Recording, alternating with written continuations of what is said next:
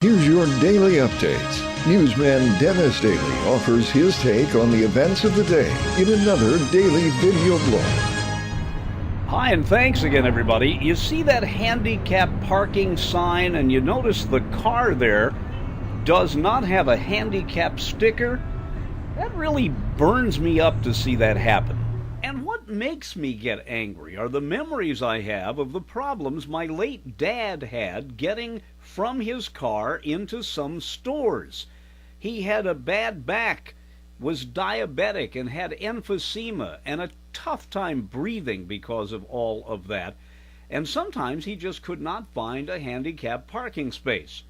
You know, the idea of the handicap spot goes back to the 1990s, very early 1990s.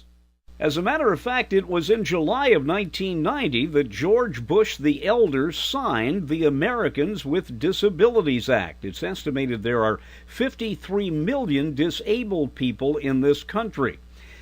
Many credited what happened during the Civil Rights Movement to allowing legislation to be enacted that would protect the handicapped.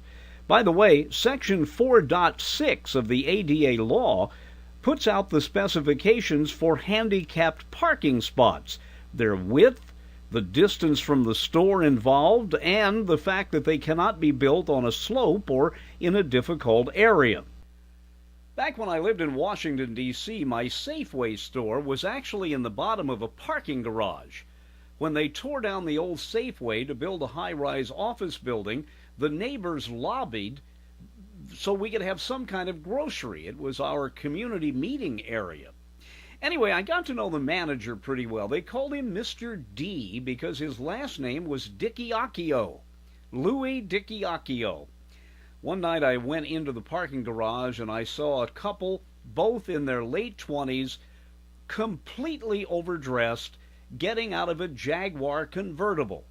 They had parked it diagonally, obscuring both of the handicap spots, and ran in the store to get you-know-what. I went up to Mr. D and I said, "Louis, look outside."